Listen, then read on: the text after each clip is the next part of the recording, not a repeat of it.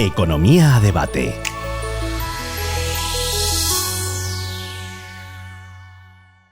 Hola, muy buenos días a todos y bienvenidos a Economía a Debate. Es un placer estar aquí con vosotros. Os deseo feliz año nuevo.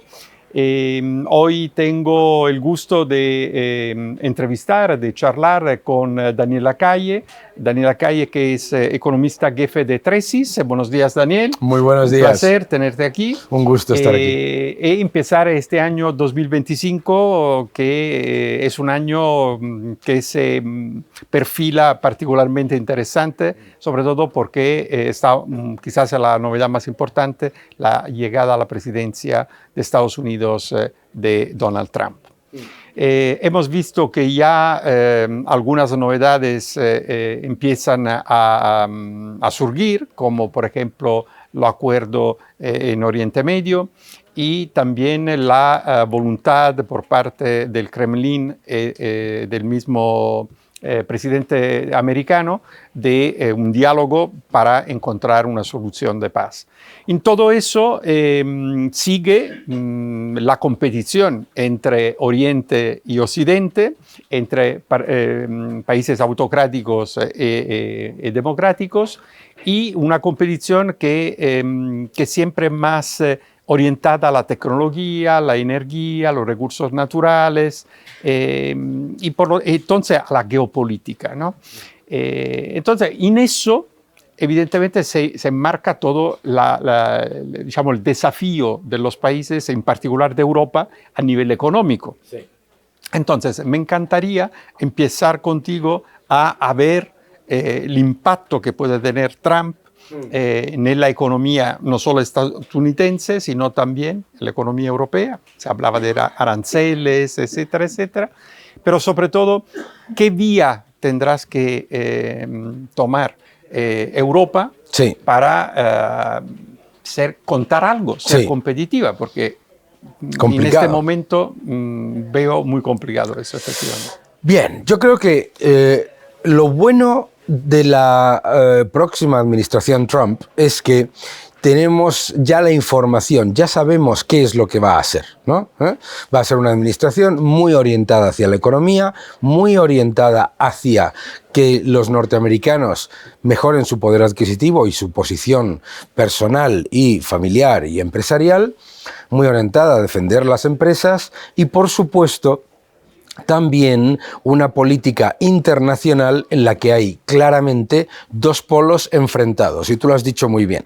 Son dos polos enfrentados no en el modelo económico, porque los dos son capitalistas, pero sí en cuanto al liderazgo tecnológico, el liderazgo energético, el acceso a recursos naturales. Esos son los grandes factores. Entonces, yo creo que la política de Donald Trump va a ser en general positiva para el resto del mundo por varios factores. Primero, porque siempre es bueno que Estados Unidos suponga un freno a las intenciones de mayores impuestos del resto del mundo. ¿Por qué? Porque cuando, Francia, Alemania o lo que sea, se le ocurre proponer un impuesto mucho más alto y Estados Unidos con Janet Yellen te dice bien, pues entonces está abierto el camino. Yo creo que es muy importante que supone un freno al aumento de impuestos y al aumento de la regulación. En ese factor. En el tema de los aranceles, se genera constantemente una enorme polémica, pero nosotros nos tenemos que dar cuenta que Estados Unidos no puede ser la única economía del mundo que tiene todas las puertas y todas las ventanas abiertas. Las economías con mayores trabas al comercio son India, China, Rusia, Brasil, fíjate qué curiosidad. Entonces, claro, Estados Unidos solamente puede llevar a cabo aumentos de aranceles. ¿Por qué? Porque no tiene ni el intrusismo o el intervencionismo burocrático, regulatorio, fiscal que tienen otros países. Entonces, para mí, el tema de los aranceles, para mí creo que es muy evidente, los aranceles van a ser una medida de negociación. Una medida de negociación. Fíjate qué curioso. En el momento en el que Trump, antes de asumir, dijo que le iba a poner aranceles a México y Canadá, en menos de 3 días Canadá inmediatamente redujo el flujo de inmigración hacia Estados Unidos y México encontró el mayor alijo de la historia de los carteles de drogas. Eso es lo que hace Donald Trump. Lo que hace Donald Trump es decir, negociar.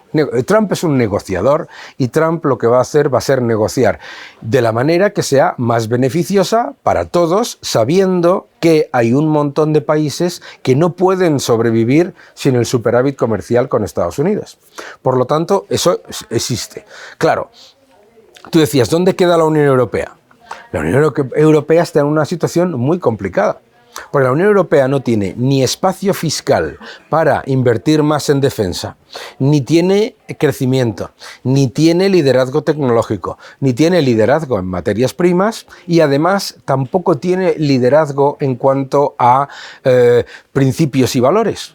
Por lo tanto, en cuanto a principios y valores, en cuanto a lo que tú has dicho perfectamente, autocracias versus democracias, tampoco se presenta a la Unión Europea como la alternativa, ¿no?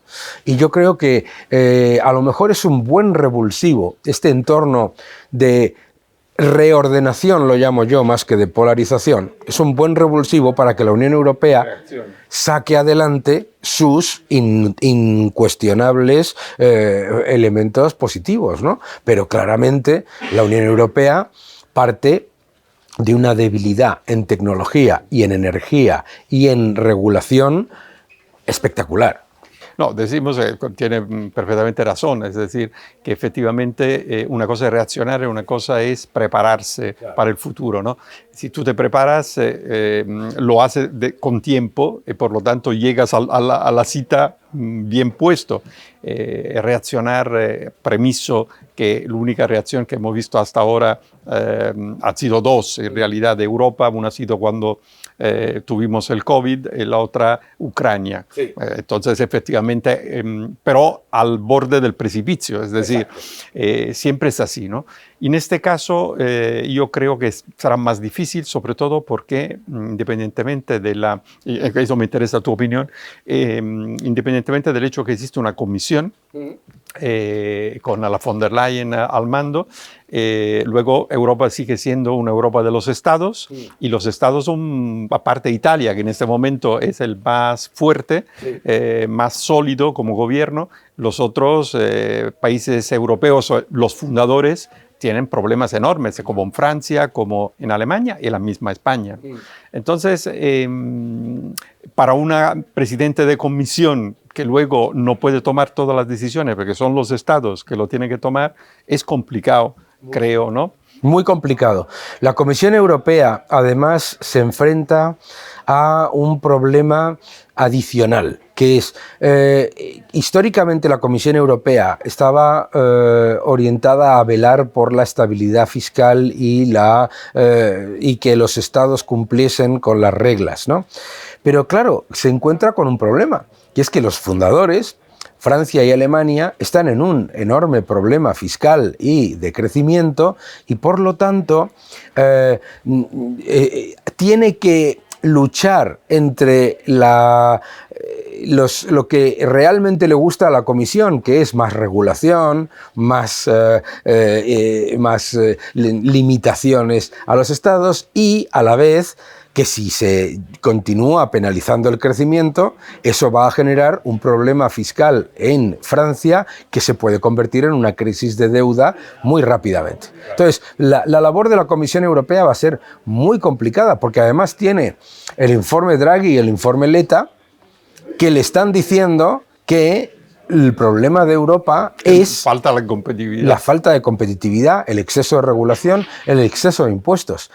Y esos son problemas que no son fáciles de parar. Los dos informes son muy interesantes, pero ninguno de ellos te dice cómo pararlo. No solamente no te dice cómo parar el aumento, sino que no te dice lo que se tiene que reducir. Por lo tanto, es una situación muy complicada y me preocupa que la Comisión Europea tome la decisión de acudir al enemigo externo. de ver a Estados Unidos, en vez de como un aliado, como una amenaza. En muchos mensajitos que se ven por ahí, aunque sean excomisarios como Bretón, etcétera, se ve como que la búsqueda del enemigo exterior como una solución equivocada, claro. No, que además de esto sería un error enorme, porque en una situación complicada como esta, y con las ideas muy claras de Estados Unidos y clarísima también de China, que en particular de China, que son años y años que está trabajando para el liderazgo, si Europa no se pone de la parte de Estados Unidos, evidentemente esto sería un problema. Pero yo eso lo excluyo, ¿no? Sí. Esto lo excluyo. Lo que pasa es que si no tenemos en Europa, si no tenemos una visión de futuro, el riesgo efectivamente es de pasar desapercibidos en política internacional, por lo tanto que al final Estados Unidos decida todo lo que se tiene que decidir, ¿no? Que esto puede ser un bien, pero también es un mal, porque nos convertimos en un territorio satélite, donde no se toman decisiones de ningún tipo, ¿no? Efectivamente. Entonces, nada, bueno, dicho esto, me encantaría saber cuál es tu opinión sobre el aspecto económico, porque hasta ahora, decimos, Europa ha tenido este año 2024 bastante complicado, sí, sobre todo por Alemania, que era un poco el motor de Europa. Y a raíz de todo lo que estamos diciendo, ahora tenemos que mirar a cómo irá la economía. Yo tengo una opinión que quería compartir contigo y escuchar un poco la tuya, que de una parte la situación es compleja, por los motivos que hemos dicho, la debilidad de los gobiernos de los países, de algunos de los más importantes países fundadores. De la otra, en Oriente Medio y en Rusia más o menos se encontrarán unas soluciones, probablemente una menor incertidumbre, ¿no? A nivel porque geopolítico. En el fondo, exacto, geopolítico, porque las guerras siempre te crean situaciones de incertidumbre. Esto independientemente de las negociaciones. Claro. ¿Cómo puede impactar en la economía? Yo creo que muy positivo. Yo creo que el gran factor positivo, si se da, como yo creo que compartimos tú y yo la opinión, de que se van a reducir significativamente las tensiones geopolíticas tanto en Oriente Medio como en Ucrania, claramente va a ser positivo para la economía y sobre todo claramente positivo para la economía alemana, ¿no? Pero hay que analizarlo a medida que vaya pasando. Yo creo que sí es verdad que hay una expectativa en general de optimismo en cuanto a que pues el final del régimen de Al-Assad en Siria, la reducción de las tensiones, aunque sigue por supuesto la guerra, que es un horror, etcétera, pero se ha reducido la escalada de las tensiones en Oriente Medio, etcétera. Yo creo que se vislumbra la posibilidad de acuerdos o de al menos reducciones significativas de escalada tanto en Ucrania como en Oriente Medio. Y eso sería muy positivo para la economía europea en particular. Nosotros consideramos que la Unión Europea va a evitar la recesión en el año 2025, incluso en el escenario más pesimista. Pero eso obviamente no debería ser, digamos, causa de celebración. No deberíamos aplaudir el estancamiento. Creo que eso es importante en cualquier caso. Y el gran riesgo del año 2025 viene más por una inflación persistente que puede generar, ya está generando, una enorme volatilidad en el mercado de bonos soberanos. Porque claro, con estados que no quieren reducir el gasto y que siguen emitiendo una enorme cantidad de deuda, estamos viendo cómo los bonos soberanos de países aparentemente muy estables como Reino Unido o como Japón están desplomándose, y con ellos también Francia, Italia, etcétera, ¿no? Hay que tenerle, por lo tanto, más miedo, yo diría, que a una inflación que no se ha controlado bien, que a una escalada de los conflictos geopolíticos. Y en ese, digamos, equilibrio inestable, la Unión Europea en general tiene una situación un poquito más positiva de lo que se esperaba a finales del año pasado. Dal punto de vista energético, ¿piensas que esto se puede reducir la inflación? Porque mucha de la inflación que hemos subido ha sido exógena, Sí. debido al precio de la energía, ¿no? Y la energía, además, en la misma Europa es muy distinta. O sea, en Italia costa más, en Francia costa menos, además porque tienen la energía nuclear, que además compramos, ¿no? En Francia, digo, en España costa menos de Italia, sí, pero más de Francia. O sea, quiero decir, ¿cómo ves tú con una situación de las guerras un poco más sí, controlada, la posibilidad de una reducción? O al revés, esto no ocurre porque el frente se queda, esto sí, de ruptura con digamos, el gas y el petróleo ruso, y por lo tanto el coste del petróleo y el gas americano, el líquido, el gas sí, líquido, sigue siendo relevante, por lo tanto esto va a impactar igual. Yo creo que tenemos dos elementos positivos en cuanto al coste de la energía, que es el primero: entre el año 2025 y el 2027 entran en marcha más de 7 proyectos de gas natural licuado en todo el mundo que van a reducir muy significativamente la volatilidad en el mercado okay, del gas natural licuado. Más competición, más mucha más competición, oferta, mucha más oferta, mucha más oferta. De hecho, se habla de que vamos a pasar de un entorno de un mercado tensionado a un mercado con exceso de oferta. Pero lo que yo creo que puede pasar con un cambio en el entorno geopolítico es un cambio de espectro norte-sur. España, completamente legalmente, se ha beneficiado durante todos estos años de multiplicar las importaciones de gas ruso. Okay. No están prohibidas en Europa, que conste que no es ilegal, ¿de acuerdo?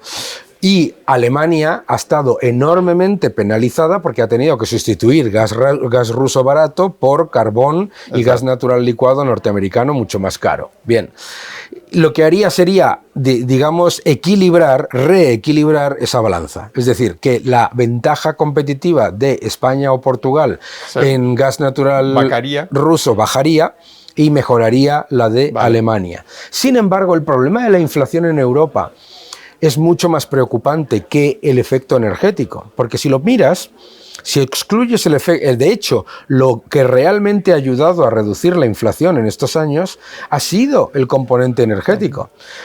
Lo que es extremadamente preocupante es que la política del Banco Central Europeo de continuar aumentando la masa monetaria y los gastos de los gobiernos, lo que crea inflación. Los fondos Next Generation, que es imprimir dinero, está creando una inflación persistente en la subyacente que además es muy superior a la media. Y fíjate qué curioso. No se corresponde al crecimiento económico. No se corresponde ni con el crecimiento económico, ni con el crecimiento del consumo, ni con el crecimiento del sector manufacturero que está en contracción. Es decir, que nosotros en Europa tenemos todos, digamos, los posibles efectos que deberían llevar a una mayor desinflación y sin embargo tenemos inflación persistente. La culpa claramente es de la política monetaria y fiscal de los gobiernos, porque a poquitos kilómetros en Suiza la inflación es mucho más baja, ¿sabes? Una última consideración sobre el sector de automoción. Yo encuentro absolutamente raro y decidir políticamente un estándar tecnológico, ¿no? Considero seguramente útil tener objetivos para reducción de la CO2, efectivamente en una situación de cambio climático, pero que se encuentren estándar a través de la innovación, es decir, además de empujar la innovación, ¿no? Mientras que decidir un estándar, esto es muy raro en un mundo liberal, quiero decir, y al mismo tiempo coincide con una serie de materiales que son tierras raras, las mismas baterías y tal, que al final de lo cual nosotros no somos propietarios, no controlamos, ¿no? Cierto. Entonces, eso que inicialmente a las empresas de automoción probablemente parecía un negocio, porque significaba menos, digamos, trabajo en términos de ensamblaje para hacer un coche, menos gente y más ayuda de los estados para vender los coches, al final se han convertido en una buena, interesante ganancia por los accionistas, pero resultados finales en términos de ventas tremendo, ¿no? Cioè, verdaderamente complicados. Y por la sociedad y los gobiernos un problema gordo de desempleo. Sí. Porque mira Alemania que quiere llevar a la calle y cerrar miles de personas, 3 plantas y tal. Entonces, ¿cómo veis esto y cómo salimos de esto? Considerando que sustancialmente nos hemos cargado el sector, uno de los sectores más relevantes que tenía Europa, ¿no? Es increíble la capacidad que tiene la Unión Europea de cargarse los sectores para los que se creó con el objetivo de defenderlos. Ha destruido la ganadería, ha destruido la agricultura y el mundo entero, yo recuerdo tener estas conversaciones, decir, nunca se atreverán con el sector del automóvil. Lo hicieron. La Unión Europea es malísima, bueno, la Unión Europea y cualquier ente político es malísima a la hora de elegir ganadores y perdedores, pero especialmente malos a la hora de elegir ganadores, porque no tienen ni mejor información, como dices tú, sobre la innovación, sobre la tecnología, sobre el acceso a materias primas, etcétera, etcétera. Entonces, se toman decisiones que tienen un efecto, además buscado, perjudicial sobre lo que ya existe, sin tener la fórmula de la mejora.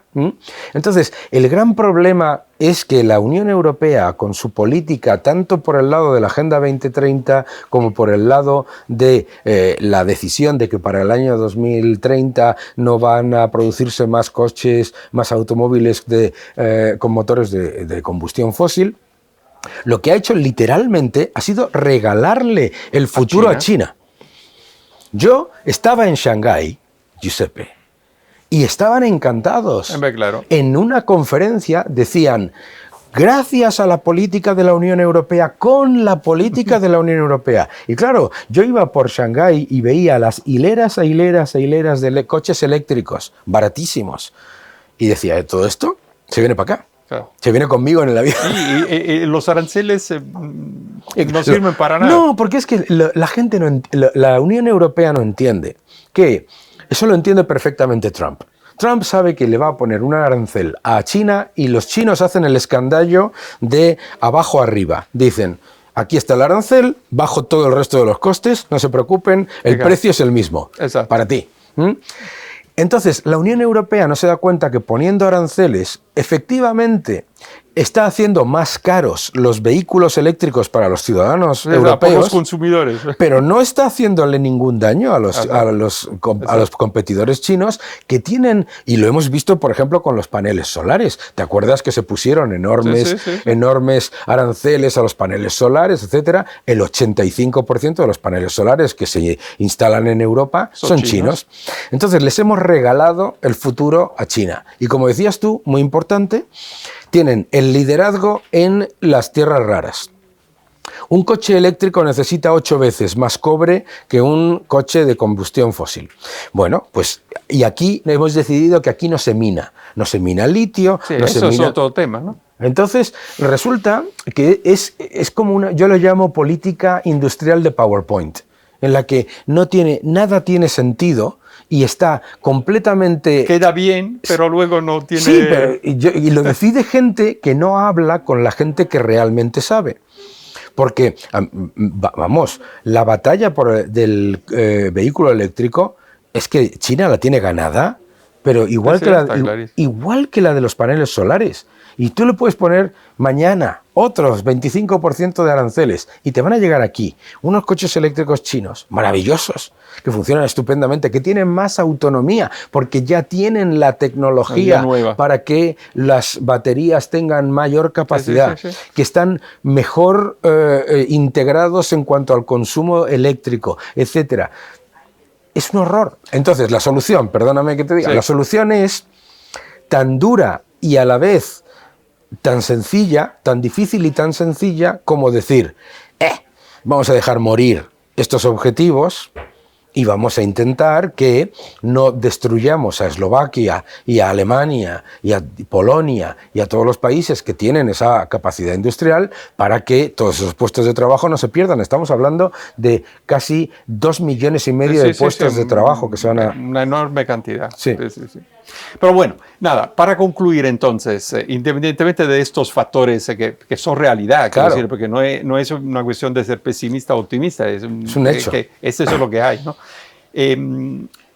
Entonces tú piensas, para cerrar un poco la conversación, piensas que Europa no va en recesión, no irá en recesión.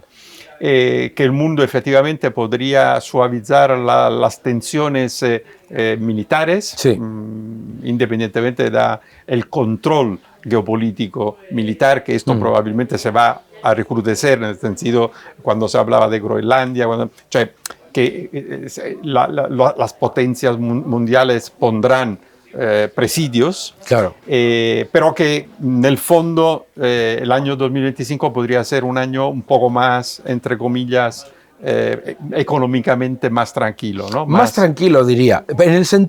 Más tranquilo en el sentido de que un montón, tú lo has dicho muy bien antes, un montón de las cosas que llamábamos incertidumbres hace 3 años ya son certidumbres.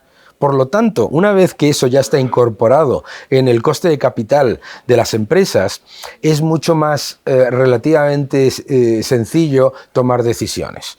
Y yo creo que si queremos ver los elementos que yo creo que son relativamente positivos, es precisamente eso, el de la eliminación o por lo menos mitigación muy significativa de muchos de estos riesgos exógenos que se habían creado. Y al que hay que prestarle, para mí, más atención, con mucha diferencia, es el de la inflación. Sí. Porque claro, la eurozona, la Unión Europea, puede evitar la recesión si la inflación continúa bajando de manera sostenible. Si se da la vuelta, por el efecto base, por mayor impresión de dinero, por bajadas de tipos, etcétera, etcétera, y mayor gasto público, si la inflación vuelve a repuntar, el impacto sobre el consumo puede ser importante. Entonces yo creo que ese es el factor, digamos, que hay que prestarle más atención. Sí. Y además generar el efecto sobre los bonos, ¿no? Claro. En realidad se tiene que gastar el dinero que sirve y bien. Es tan sencillo y tan difícil como eso. Muchísimas gracias, Daniel. Ha sido un placer, como siempre. Siempre un gusto. Nos veremos próximamente. Muchas gracias. Gracias.